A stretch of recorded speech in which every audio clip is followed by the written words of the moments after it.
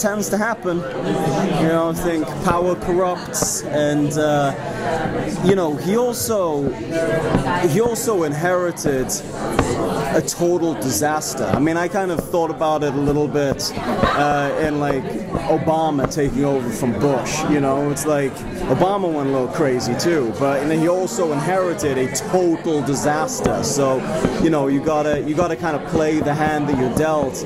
And but yeah, I mean, I think the stress and the pressure of it all kind of got to him a little bit. But I think he learned his lessons, and this season we got a little bit more of a matured, calmer, thoughtful Jax. At least so far. We'll see where it goes. In season 5, do you think Jax was as bad as Clay in season 1? Do you think he almost became that figure that he initially kicked out? Yeah, maybe around season 1. I don't think he was as bad as Clay, Morrow, season 4 or 5. But yeah, I mean, I think that's one of the big things that he hadn't really anticipated, just how difficult it is to rule and to have to make choices that are going to affect everybody, and you know, it's a tremendous amount of pressure. I mean, I would like look at Kurt actually as a way to understand this journey that he was on. I mean, Kurt's, you know, an incredible writer, you know, and he has that on lockdown, but then he also has to edit every episode and deal with all of the actors when they have problems and try to raise a family and all of, you know, that struggle. So it's funny, I would look at Kurt a lot as the kind of, you know, as a template to understand what Jax was going through.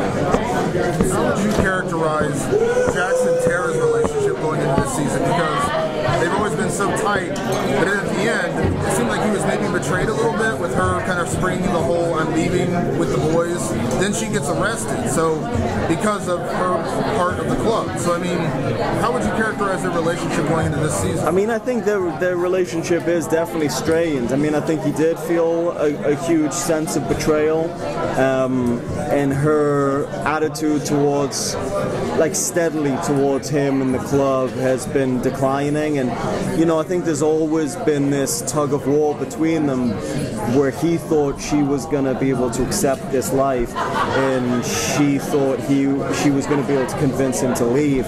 And I think they're like starting to reach that crossroads now, where they realize that neither are going to get what they want from each other.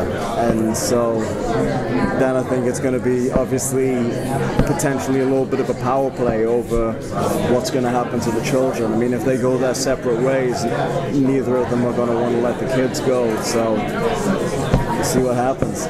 You've gone head to head with, you know, Adam Arkin, Henry Rollins, Titus Welliver, who I loved.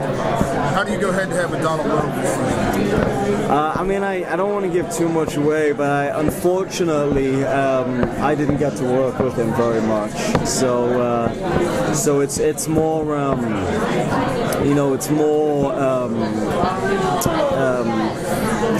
Timothy Murphy, who plays Galen of the new IRA, that I have most of my problems with. So that's definitely not dead. The IRA are coming back. Oh, the IRA are alive and well.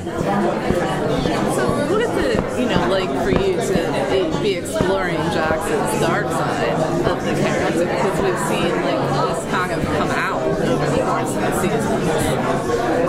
I mean, it's, you know, it's kind of, you know, it's not like I don't have my own dark side. So I mean, I can kind of go to that place. I spend a lot of my time trying to not go there, you know, because it's an unhealthy place for me to be. But you know, I come from a very, very hard area, and you know, my father was an incredibly, I mean, not to us, but an incredibly hard, brutal man, like legendary in where we come from. You know, and so, you know, I kind of, you know, feel like very close to to the propensity for like violence and you know, to go to a dark place. But like I say, I mean, I'm very fortunate in my life that I got out and don't have to have that as a currency in my life, and so, you know, it's not a problem to, you know, pretend it once in a while. When Jax does go to a dark place, I asked Ron this question as well. Do you always have to like him as an actor? Do you have to like the characters that you play? No, I don't think so. I think that it's very important to just find the truth, whether you like the character, whether you like it or not.